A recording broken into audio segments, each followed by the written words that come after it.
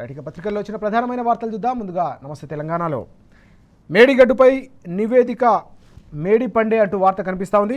ఘోష్ నివేదిక చెల్లనే చెల్లదు, న్యాయ పరీక్షకు నిలబడదంటూ సౌత్ పోస్ట్ సంచలన కథనానికి సంబంధించిన వివరాలు మనం చూస్తున్నాం. చట్టంలోని సెక్షన్ 8(b)ని కమిషన్ పట్టించుకోలేదు.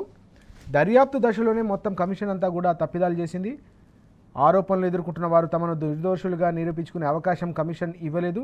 ఆరోపణలు చేసిన వారిని కూడా క్రాస్ ఎగ్జామిన్ చేసే అవకాశం కూడా ఇవ్వకపోవడం ఎలాంటి పరిణామం అనే అంశం కూడా సౌత్ పోస్ట్ కథనంలో కనిపిస్తూ ఉంది.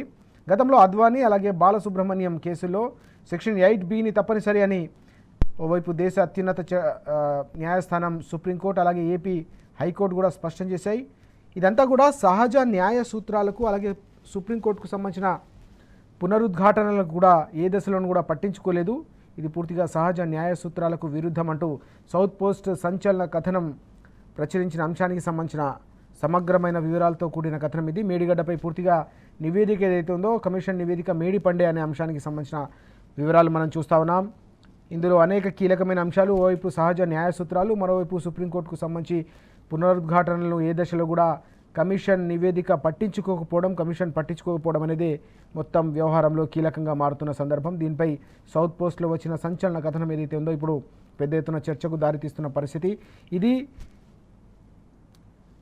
న్యాయ పరీక్షకు కూడా నిలబడదనే కీలకమైన అంశం కూడా ఇక్కడ మనకు కనిపిస్తూ ఉంది. వాస్తవానికి ఈ నివేదిక బయటికి వచ్చినప్పటి నుంచి కూడా బీఆర్ఎస్ అదే విషయాన్ని చెప్తున్న సందర్భం మనం చూస్తున్నాం. అలాగే నిపుణులు కూడా చాలామంది ఇదే అంశాన్ని చెప్తున్న నేపథ్యంలోనే సౌత్ పోస్ట్కు సంబంధించిన కథనం కూడా ఇదే అంశాన్ని ప్రస్తావించడం, దాన్ని బలపరిచేలాగా అనేక వివరాలతో కూడిన అంశాన్ని కథనంగా ప్రచురించడం అనేది ఇప్పుడు చాలా కీలకంగా మారుతున్న సందర్భం మనం చూస్తూ ఉన్నాం. అలాగే కేంద్రం అండతోనే బనకచర్ల నిర్మాణం అంటూ కూడా మనం మరో అంశం కూడా చూస్తూ ఉన్నాం. ఇందులో భాగంగానే గోదావరి జలాల దోపిడీకి ఏపీ కుట్రలు, చోద్యం చూస్తున్న రేవంత్ ప్రభుత్వం. బీఆర్ఎస్ ఇచ్చిన వాయిదా తీర్మానాన్ని కాంగ్రెస్ అలాగే బీజేపీ రెండు కూడా అడ్డుకుంటున్నాయి. బీసీ కోట పైన కూడా రెండు పార్టీలు డ్రామా ఆడుతున్నాయని చెప్పేసి రాజ్యసభ ఫ్లోర్ లీడర్ సురేష్ రెడ్డి గారు, అలాగే బీసీలను మోసం చేస్తే ప్రజలు ఉరికించి కొడతారని ఎంపీ వద్దిరాజు రవిచంద్ర గారు కూడా స్పష్టం చేసిన సందర్భం కనిపిస్తుంది. కేంద్రం అండతోనే బనకచర్ల నిర్మాణం ఏపీ చేపట్టింది. ఆగమేఘాల మీద అనుమతులతో పాటు నిధులను రాబట్టుకోవడం ద్వారా తెలంగాణ జల వనరులను దోపిడీ చేయడం ద్వారా తెలంగాణ రైతులను గొంతుకోసే ఒక కుట్ర జరుగుతుందనే అంశాన్ని బీఆర్ఎస్ పక్షాన దేశ అత్యున్నత చట్టసభ పార్లమెంటు దృష్టికి తీసుకొచ్చి అక్కడ చర్చకు పట్టుబట్టే ప్రయత్నం చేస్తోంది బీఆర్ఎస్ పార్టీ. కానీ బీఆర్ఎస్ ఇచ్చిన వాయిదా తీర్మానాన్ని కాంగ్రెస్ అలాగే బీజేపీ రెండు ఢిల్లీ పార్టీలు కూడా అడ్డుకుంటున్నాయని చెప్పేసి బీఆర్ఎస్ ఎంపీలు ఫ్లోర్ లీడర్ సురేష్ రెడ్డి గారితో పాటుగా ఎంపీ వద్దిరాజు రవిచంద్ర గారు కూడా ఆగ్రహం వ్యక్తం చేస్తున్న అంశం కూడా మనం ఇక్కడ చూస్తున్నాం. దీంతో పాటు రైతుల పాలిట మొత్తం కాంగ్రెస్ పాలన అంతా కూడా శాపంగా మారిందని చెప్పేసి నిన్న బీఆర్ఎస్ నేతలు తీవ్ర స్థాయిలో మండిపడిన పరిస్థితి. కాళేశ్వరంపై ఏవైతే నిందలేస్తున్నారో ఇవన్నీ కూడా రైతులు చూస్తూ ఉన్నారు. రైతులకు నీళ్లు ఇవ్వడం లేదు మీరంతా కూడా. ఇప్పటికే తెలంగాణలో వ్యవసాయ విస్తీర్ణం తగ్గిపోతూ ఉంది. గోదావరి బేసిన్లో వర్షపాతం తక్కువగా నమోదైనట్టుగా ఇప్పుడే గణాంకాలు చెప్తున్న నేపథ్యంలో వర్షపాతం సగానికి సగం పడిపోయే పెను ప్రమాదం. అన్నిటికన్నా ముఖ్యంగా వరి ధాన్యం పండించే రైతులకు సంబంధించిన వ్యవహారంలో కూడా చాలా వరకు ఆ విస్తీర్ణం తగ్గిపోయిందనే ఆందోళన వ్యక్తమవుతోంది. రైతులు ఇప్పటికీ కూడా సరైన వర్షాలు పడకపోవడం, దీంతో పాటుగా గోదావరి జలాలను ఎత్తిపోయకపోవడం, రిజర్వాయర్లు నింపకపోవడం, చెరువులను నింపకపోవడంతో వారంతా కూడా కేవలం మొగులుపై ఆధారపడి మళ్ళీ వ్యవసాయం చేసే దయనీయమైన పరిస్థితులు తెలంగాణలో నెలకొన్నాయి. ఇదంతా కూడా కాంగ్రెస్ చేస్తున్న పాపం, రైతుల పాలిట కాంగ్రెస్ పాపం అంతా కూడా శాపంగా మారి తెలంగాణ రైతు చితికిపోతున్నాడని నిన్న బీఆర్ఎస్ నేతలు మండిపడ్డ సందర్భం మనం చూస్తూ ఉన్నాం. బీఆర్ఎస్ మండలిలో ప్రతిపక్ష నేత మధుసూదనాచారి గారితో పాటు మాజీ ఎమ్మెల్యే పెద్ది సుదర్శన్ రెడ్డి గారు అలాగే వినయ్ భాస్కర్ గారు కూడా తీవ్రస్థాయిలో కాంగ్రెస్ సర్కార్ను తప్పుపట్టారు. పెద్ద ఎత్తున ముఖ్యమంత్రి తీరును కూడా వారు తప్పుపట్టిన సందర్భం కనిపించింది. కాళేశ్వరంపై మొత్తం నిందలేసి రైతులకు మీరు నిలిచిపోతే తప్పకుండా వచ్చే స్థానిక సంస్థల ఎన్నికల్లో రైతులే మీకు గుణపాఠం చెప్తారని కూడా వారు హెచ్చరించారు. ఎస్ఆర్ఎస్పీ కిందనే కేవలం 2.3 లక్షల ఎకరాలకే నీళ్లు ఇస్తామనడం ఏదైతే ఉందో అది అత్యంత దుర్మార్గమైన చర్య అని కూడా అభివర్ణిస్తున్న సందర్భం మనం చూస్తూ ఉన్నాం. లక్షల ఎకరాలు ఒక్కో ప్రాజెక్టు కింద ఈ విధంగా పడావు పడితే ఇక తెలంగాణ ఎందుకు కొట్లాడి తెచ్చుకున్న నీళ్లు కావచ్చు, నిధులు నియామకాలకు సంబంధించిన నినాదాన్ని 10 ఏళ్ల పాటు నిజం చేస్తే మీరు కేవలం 20 నెలల పాటు కూడా దాన్ని నిలపలేక నిర్వీర్యం చేస్తున్నారనే అంశం ఇప్పుడు తెలంగాణ వ్యాప్తంగా కూడా చర్చకు దారితీస్తుంది. ఇదే అంశానికి సంబంధించిన పూర్తి వివరాలు మనం ఇక్కడ చూస్తూ ఉన్నాం. అలాగే 42% కోటా లేనట్టే అంటూ మరో వార్త కూడా మనకు కనిపిస్తూ ఉంది. బీసీ రైట్ 42% కోటా లేనట్టే బీసీ రిజర్వేషన్లపై కాడి పారేసిన సీఎం అంటూ ఈ వార్త కూడా మనం చూస్తూ ఉన్నాం. ఈ అంశానికి సంబంధించిన పూర్తి వివరాలు కూడా మనకు కనిపిస్తూ ఉన్నాయి. ఆఖరి పోరాటము అయిపోయిందన్న రేవంత్, మేము చేసేదేమీ లేదు, రాత్రికి రాత్రి అన్నీ జరగవంటూ కూడా ఆయన చెప్పిన మాటలపై ఆగ్రహం వ్యక్తమవుతోంది. ఇక నిర్ణయం తీసుకోవాల్సింది బీజేపీ అలాగే మోదీ అంటూ కేంద్రం పరిధిలోకి బాల్ను నెట్టే ప్రయత్నం ఏదైతే చేస్తూ ఉన్నారో దీనిపై బీసీ వర్గాలన్నీ కూడా కాంగ్రెస్ వైఖరిని తప్పుపడుతున్న అంశం కూడా కనిపిస్తుంది. మీరు కామారెడ్డి డిక్లరేషన్ ఇస్తున్న సందర్భంలో బీసీలకు చట్టబద్ధంగా 42% రిజర్వేషన్లు స్థానిక సంస్థలు కల్పిస్తామని మీరు హామీ ఇచ్చినప్పుడు మీరు చెప్పారా? మీరు కేంద్రం బీజేపీ అంగీకరిస్తేనే లేక రాహుల్ గాంధీ ప్రధానమంత్రి అయితేనే మాత్రమే మేము ఇస్తామని చెప్పేసి మీరు ఎక్కడైనా చెప్పారా? అది డిక్లరేషన్లో ఉందా, అభయహస్తం హామీలో ఉందా, మీ 420 మేనిఫెస్టోలో హామీల మేనిఫెస్టోలో ఉందా అని చెప్పేసి ఈరోజు సూటిగా బీఆర్ఎస్ వర్కింగ్ ప్రెసిడెంట్ కేటీఆర్ గారు కూడా ప్రశ్నిస్తున్న సందర్భం. అదే అంశానికి సంబంధించిన వివరాలు కూడా మనం చూస్తున్నాం. బీసీలకు రేవంత్ పూర్తి స్థాయిలో మోసం చేశారని తీవ్ర స్థాయిలో మండిపడ్డారు నిన్న కేటీఆర్ గారు. పరిగి నియోజకవర్గానికి సంబంధించి పెద్ద ఎత్తున నేతలు కార్యకర్తలు నిన్న తెలంగాణ భవన్ వేదికగా వారంతా కూడా బీఆర్ఎస్ పార్టీలో చేరిన సందర్భంలో ఆయన ఈ వ్యాఖ్యలు చేశారు. కోటా తెస్తామంటూ ఢిల్లీకి వెళ్ళి మీరు ఏం సాధించారని చెప్పేసి సూటిగా ముఖ్యమంత్రిని కాంగ్రెస్ పార్టీని ఆయన నిలదీసిన సందర్భం కనిపించింది. రాహుల్ ప్రధాని అయితేనే మీరు రిజర్వేషన్ ఇస్తామని చెప్పేసి ఎందుకు చెప్పలే ముందు అని చెప్పేసి ఆయన ప్రశ్నించారు. నీ చేతిలోనే సప్లాన్ అలాగే అయినా బీసీలకు 1,00,000 కోట్ల బడ్జెట్ ఎందుకు పెట్టవని కూడా నిలదీసిన సందర్భం కూడా కనిపించింది. వాస్తవానికి ఏడాదికి 20,000 కోట్ల మేరకు 5 ఏళ్లలో 1,00,000 కోట్లు బీసీలకు కేటాయిస్తామని మీరు చెప్పిన మాట ఏమైందని చెప్పేసి కూడా నిన్న కేటీఆర్ గారు ప్రశ్నించిన సందర్భం కూడా మనకు కనిపించింది. అలాగే ఐఏఎస్ ఐపీఎస్లపై కూడా ఆయన ఆగ్రహం వ్యక్తం చేశారు. అంశానికి సంబంధించిన వివరాలు కూడా చూద్దాం. అనేక కీలకమైన అంశాలు ఉన్నాయి. ఈ 42% రిజర్వేషన్కి సంబంధించిన వ్యవహారంలో కాంగ్రెస్ ఢిల్లీలో ధర్నా చేసి ఆ తర్వాత పూర్తిగా చేతులెత్తేయడంపై నిన్న బీఆర్ఎస్ వర్కింగ్ ప్రెసిడెంట్ కేటీఆర్ గారు తీవ్ర స్థాయిలో మండిపడిన అంశం మనం ప్రధానంగా చూస్తూ ఉన్నాం. అన్నిటికంటే ముఖ్యంగా రాహుల్ ప్రధానమంత్రి అయితేనే మేము రిజర్వేషన్లు ఇవ్వగలుగుతాం, కేంద్రంలోని బీజేపీ సహకరించడం లేదని ముఖ్యమంత్రి చేసిన వ్యాఖ్యలపై ఆయన తీవ్ర ఆగ్రహం వ్యక్తం చేసిన పరిస్థితి చాలా స్పష్టంగా కనిపించింది. మీరు ఇవన్నీ కూడా ఎన్నికల ప్రచారం సందర్భంగా మీరు కావచ్చు, ఢిల్లీ నుంచి ఆగమేఘాల మీద ఎన్నికల ప్రచారంలో గల్లీ గల్లీ తిరిగిన నాయకులు ఎప్పుడైనా చెప్పారా అనే విషయాన్ని నిన్న తెలంగాణ భవన్ వేదికగా కేటీఆర్ గారు సూటిగా ప్రశ్నించిన అంశం మనకి ఇక్కడ కనిపిస్తోంది. దీనికి తోడుగా కేవలం రిజర్వేషన్ల అంశమే కాదు, అనేక కీలకమైన ఇతర హామీలను కూడా మీరు బీసీలకు ఇచ్చిర్రు. మరి ఆ హామీలకు సంబంధించిన సంగతి ఏంటి? అవి మీ పరిధిలోనివి. బీసీ రిజర్వేషన్లకు సంబంధించిన అంశం కేంద్ర ప్రభుత్వ పరిధిలోనిది. అందులో ఢిల్లీలో కాంగ్రెస్ అలాగే బీజేపీ రెండు ఢిల్లీ పార్టీలు కూడా బలహీన వర్గాలను మోసం చేస్తున్నాయని ఇప్పటికే తెలంగాణలోని వెనుకబడిన వర్గాలన్నీ కూడా బలంగా అర్థం చేసుకున్నాయి, నమ్ముతున్న పరిస్థితి. దీనికి తోడుగా ఇతర హామీలు ఏమైనాయని చెప్పేసి కూడా ఆయన నిన్న ప్రశ్నించారు. 42% కోటా ఏదైతే కాంట్రాక్టులో ఉందో ఆ కోటా ఎందుకు ఇవ్వట్లేదు? అది మీ పరిధిలో ఉంది. మరి 20 నెలలు గడిచినా కూడా ఆ 42% కోటాను కాంట్రాక్టుల్లో మీరు ఎందుకు ఇవ్వట్లేదు బీసీలకని కూడా ప్రశ్నించిన పరిస్థితి. దీనికి తోడుగా ప్రతి ఏడాది కూడా దాదాపు 20,000 కోట్ల రూపాయలు బడ్జెట్లో పెడతామని చెప్పారు. ఇప్పటికీ దాదాపు 20 నెలలు గడిచిపోయింది. కనీసం 10,000 కోట్లు కూడా మీరు ఖర్చు చేయలేకపోయారని చెప్పేసి కూడా నిన్న కేటీఆర్ గారు సూటిగా నిలదీసిన సందర్భం కూడా కనిపించింది. ఇలాగైతే మీరు 1,00,000 కోట్ల బడ్జెట్ని ఎప్పుడు పెడతారు, ఎప్పుడు ఖర్చు చేస్తారని కూడా కేటీఆర్ గారు ప్రశ్నించిన సందర్భం. దీనికి తోడుగా ఐఏఎస్లు ఐపీఎస్లు కొంతమంది కాంగ్రెస్ కార్యకర్తల్లాగా వ్యవహరిస్తూ ఉన్నారు, కాంగ్రెస్ నాయకుల్లాగా పచ్చి అబద్ధాలు మాట్లాడుతున్నారనే అంశంపై కూడా కేటీఆర్ గారు ఆగ్రహం వ్యక్తం చేసిన సందర్భం కనిపించింది.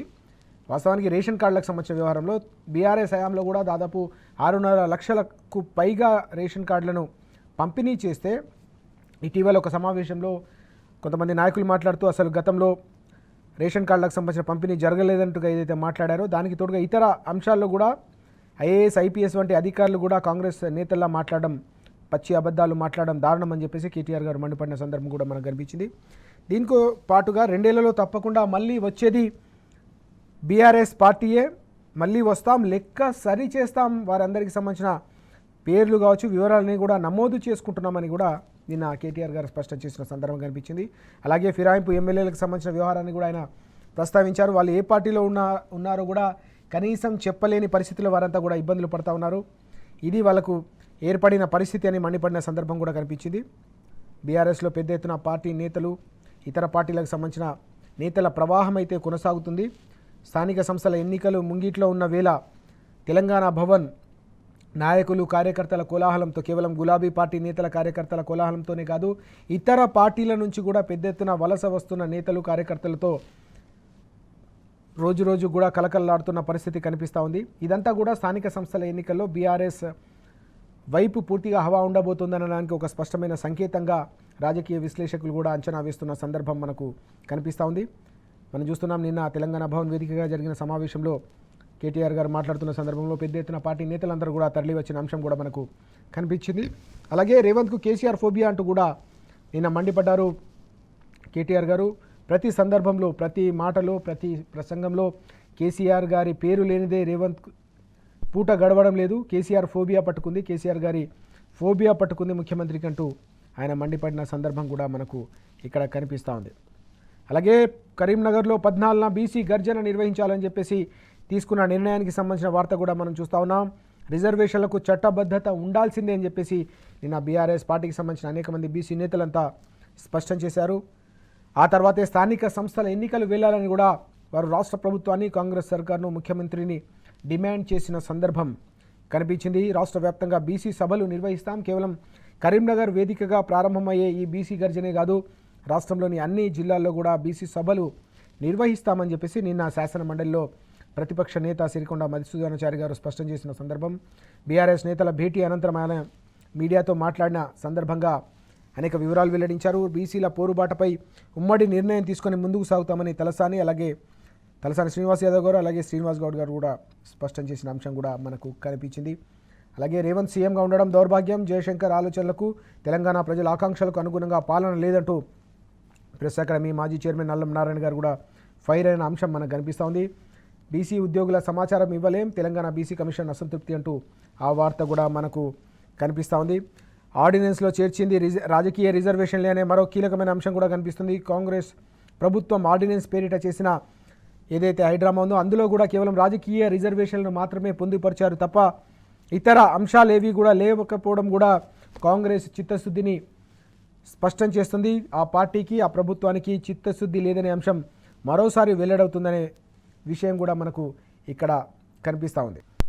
నిరుద్యోగులను మోసం చేసిన కాంగ్రెస్ అంటూ నిన్న బీఆర్ఎస్ వర్కింగ్ ప్రెసిడెంట్ కేటీఆర్ గారు తీవ్ర స్థాయిలో మండిపడ్డారు. రాష్ట్ర ప్రభుత్వం పైన, ముఖ్యమంత్రి పైన. జాబ్ క్యాలెండర్ అలాగే యూత్ డిక్లరేషన్ పూర్తిగా బోగస్గా మారిపోయిందనే అంశం తెలంగాణలోని నిరుద్యోగ యువత అంతా కూడా గ్రహించారు, అర్థం చేసుకున్నారనే అంశాన్ని నిన్న ఆయన స్పష్టం చేశారు. 20 నెలలైనా కొత్త నోటిఫికేషన్ ఒక్కటి కూడా వచ్చే పరిస్థితి లేదు. 1,00,000 ఉద్యోగాలు, 2 లక్షల ఉద్యోగాలు అంటూ రకరకాల హామీలు ఇచ్చి పూర్తిగా మోసం చేశారు. ఏడాది లోపల జాబ్ క్యాలెండర్ను అమలు చేస్తాం, 2 లక్షల ఉద్యోగాలను భర్తీ చేస్తామని చెప్పి 20 నెలలు గడిచినా కూడా పూర్తిగా ఇక్కడ ఆ దిశగా ఒక్క అడుగు కూడా పడలేదు. గతంలో బీఆర్ఎస్ హయాంలో పూర్తి చేసిన ప్రక్రియకు సర్టిఫికేట్లు, కాగితాలు ఇచ్చి కాలం గడుపుతున్నదే తప్ప కాంగ్రెస్ ప్రభుత్వం ఎక్కడ కూడా మాట నిలబెట్టుకోలేదు. ఈ నేపథ్యంలో వచ్చే రోజుల్లో నిరుద్యోగ యువత చేతుల్లో కాంగ్రెస్ పార్టీకి గుణపాఠం తప్పదని ఆయన తీవ్ర స్థాయిలో హెచ్చరిక జారీ చేశారు. అలాగే ఎంత పాపం చేశారు రేవంత్ అంటూ మరో అంశం కూడా మనకు కనిపిస్తుంది. ఆడబిడ్డల మధ్య కొట్లాట పెట్టిన కాంగ్రెస్ సర్కార్ అంటూ నిన్న ఎక్స్ వేదికగా, ట్విట్టర్ వేదికగా ఆయన తీవ్ర స్థాయిలో మండిపడ్డారు. గతంలో ఆర్టీసీ బస్సుల్లో మహిళలు లొలి పెట్టుకోవడం చూసాం, మహిళలు ఇబ్బందులు పడ్డ పరిస్థితి చూసాం. తాజాగా ఏకంగా 2,500 రూపాయల మహాలక్ష్మి హామీకి సంబంధించిన అంశం కూడా చిచ్చు రేపుతోంది. నిజామాబాద్లో నిన్న మహిళలు ఈ విషయంలో గొడవ పడిన అంశంపై సోషల్ మీడియాలో కూడా విజువల్స్ విస్తృతంగా నిన్న చూసాం. ఆ అంశంపై స్పందిస్తూ ఎంత పాపం చేసావు ముఖ్యమంత్రి అని చెప్పేసి ఆయన ఆగ్రహం వ్యక్తం చేసిన అంశం కూడా మనకు కనిపిస్తూ ఉంది. అలాగే మరో వార్త కూడా మనకు చూస్తూ ఉన్నాం. సర్కారు వైఫల్యంతోనే రైతు ఆత్మహత్యలంటూ నిన్న మెదక్ కలెక్టర్ కార్యాలయం వద్ద రైతు మహాధర్నా నిర్వహించారు. ఈ ధర్నాలో మాజీ మంత్రి హరీష్ రావు గారు కూడా హాజరయ్యారు. అంశానికి సంబంధించిన వార్త కూడా మనం చూస్తున్నాం. సన్నవడ్లకు వెంటనే బోనస్ చెల్లించాలని చెప్పేసి, అలాగే రైతు వ్యతిరేక ప్రభుత్వం నశించాలని చెప్పేసి పెద్ద ఎత్తున రైతాంగం అంతా కూడా అక్కడ తరలి వచ్చేసి నిరసన వ్యక్తం చేశారు. నిరసన కార్యక్రమాన్ని పెద్ద ఎత్తున నిర్వహించారు. సర్కారు వైఫల్యంతో 550 మందికి పైగా రైతులు ఇప్పటికే ఆత్మహత్య చేసుకున్నారు. సమైక్య రాష్ట్రంలో కొనసాగిన జీవన విధ్వంసం, వ్యవసాయ విధ్వంసం మరోసారి తెలంగాణకు పరిచయం చేశారు. కేవలం 22 నెలల్లోనే వ్యవసాయాన్ని పూర్తిగా సంక్షోభంలోకి నెట్టారని చెప్పేసి నేను ఆగ్రహం వ్యక్తం చేస్తూ ఈ కార్యక్రమాన్ని నిర్వహించడం జరిగింది.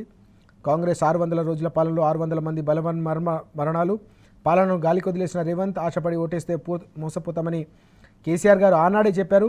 కేసీఆర్ గారు ఆనాడు ఏదైతే చెప్పారో అది నిజమైందని చెప్పేసి నిన్న మాజీ మంత్రి నిరంజన్ రెడ్డి గారు అలాగే హరీష్ రావు గారు కూడా స్పష్టం చేసిన అంశానికి సంబంధించిన కథనం కూడా మనకు కనిపిస్తూ ఉంది. బనకచర్లను జారగొట్టేందుకే మేడిగడ్డ పడవ పెడుతున్నారనే అంశం కూడా ఇక్కడ మనకు కనిపిస్తోంది. బనకచర్ల కోసమే మేడిగడ్డ అలాగే కాళేశ్వరాన్ని బలి చేస్తున్నారనే అంశాన్ని ఇప్పటికే బీఆర్ఎస్ పక్షాన మాజీ మంత్రి హరీష్ రావు గారితో పాటు బీఆర్ఎస్ వర్కింగ్ ప్రెసిడెంట్ కేటీఆర్ గారు కూడా రాష్ట్ర ప్రభుత్వాన్ని అలాగే రెండు ఢిల్లీ పార్టీలను కూడా తప్పుపడుతున్న సందర్భాన్ని మనం చూస్తూ ఉన్నాం. అటు కాంగ్రెస్ ఇటు బీజేపీ రెండు కూడబలుకొని ఆంధ్రప్రదేశ్కు సంబంధించిన తెలుగుదేశం ప్రభుత్వానికి సహకరిస్తూ తెలంగాణలోని రైతులు 70 లక్షల మంది రైతుల గొంతుకొస్తున్నారనే అంశాన్ని ఇప్పటికే పెద్ద ఎత్తున ప్రజలను చైతన్యపరిచిన అంశం కూడా కనిపిస్తుంది. ప్రజల్లో కూడా ఈ మొత్తం వ్యవహారంపై కాంగ్రెస్ సర్కారుకు సంబంధించి అలాగే మూడు పార్టీల నుంచి జరుగుతున్న మూకుమ్మడి ముప్పేట దాడిపై కూడా వారందరిలో కూడా మండిపడుతున్న అంశం కూడా మనం చూస్తూ ఉన్నాం. ఒక్కసారి మనం సాక్షి చూద్దాం. సాక్షిలో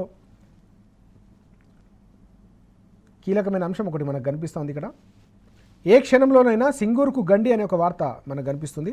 పెను ప్రమాదంలో 7 జిల్లాల జీవనాడి అప్స్ట్రీమ్ రివిట్మెంట్ను తక్షణమే మరమ్మతులు చేయాలి, లేకుంటే ఏ క్షణంలోనైనా మట్టి కట్టలు తెగిపోవచ్చని ఆందోళన వ్యక్తమవుతున్న సందర్భం. లోతట్టు ప్రాంతాలను ముంచెత్తితే భారీగా ప్రాణ ఆస్తి నష్టం, ప్రభుత్వానికి నివేదికలో డ్యామ్ సేఫ్టీ రివ్యూ ప్యానెల్ అంటూ ఈ వార్త మనం చూస్తున్నాం. ఏ క్షణంలో అయినా సింగూరుకు గండి పడే అవకాశం ఉందనే అంశానికి సంబంధించిన కథనం ఇది. ప్రభుత్వానికి నివేదిక సమర్పించిన డ్యామ్ సేఫ్టీ రివ్యూ ప్యానెల్ సమర్పించిన నివేదికలో అనేక కీలక అంశాలని కూడా ప్రస్తావించినట్టుగా తెలుస్తోంది. అప్స్ట్రీమ్ రివర్ట్మెంట్కు తక్షణమే మరమ్మతులు చేపట్టాలి, లేకపోతే 7 జిల్లాల జీవనాడి అయిన సింగూరుకు ప్రమాదం పొంచిందనే అంశానికి సంబంధించిన కథనం మనం చూస్తున్నాం. దీనిపై ప్రభుత్వం వెంటనే స్పందించాలనే డిమాండ్ కూడా వినిపిస్తుంది. ప్రభుత్వం ఎట్లా స్పందిస్తుంది, ఏం చేస్తుందనేది మాత్రం వేచి చూడాల్సిన అవసరం ఉంది. ఇక మరో వార్త కూడా మనం చూస్తున్నాం. Congress betrayed, BC says BRS అంటూ తెలంగాణ టుడేలో ప్రధానమైన కథనం కనిపిస్తోంది. Revanth blatantly misleading people on 42% BC reservations అంటూ నిన్న బీఆర్ఎస్ వర్కింగ్ ప్రెసిడెంట్ కేటీఆర్ గారు మండిపడిన అంశానికి సంబంధించిన వార్త. The Congress has lost both credibility and direction. They promised BC quota with legal backing before polls and are now backtracking on flimsy grounds అంటూ పూర్తిగా ఏ విధంగా నయవంచన చేస్తూ ఉన్నారు బీసీలకు, బలహీన వర్గాలకు. కామారెడ్డి డిక్లరేషన్ను మొదలుకొని మొన్న చేసిన ఆర్డినెన్స్ హడావిడి వరకు అడుగడుగునా కూడా బలహీన వర్గాలను మోసం చేయాలి, దగా చేయాలి, నయవంచన చేయాలనే ఒక కుటిల ప్రయత్నాలు తప్ప ఎక్కడా కూడా కాంగ్రెస్ ప్రభుత్వ హయాంలో బీసీలకు న్యాయం చేయాలన్న క్రెడిబిలిటీ కనిపించట్లేదు, చిత్తశుద్ధి కనిపించట్లేదు అని చెప్పేసి నిన్న కేటీఆర్ గారు మండిపడిన అంశం కూడా మనకు కనిపిస్తూ ఉంది. తప్పకుండా దీనిపై పోరాటం ముందుకు చేస్తాం. తప్పకుండా తెలంగాణ బీసీలతో పాటుగా తెలంగాణ రాష్ట్రానికి చేస్తున్న అడుగడుగునా చేస్తున్న అన్యాయం, తెలంగాణ రైతులకు కాంగ్రెస్ సర్కారు అడుగడుగునా చేస్తున్న అన్యాయంపై తప్పకుండా రానున్న రోజుల్లో ఉద్యమాలను మరింత ఉధృతం చేస్తామనే అంశాన్ని నిన్న కేటీఆర్ గారు కుండబద్దలు కొట్టిన విషయం కూడా మనకు కనిపిస్తూ ఉంది. ఇవి ఈరోజు పత్రికల్లో వచ్చిన ప్రధానమైన వార్తలు.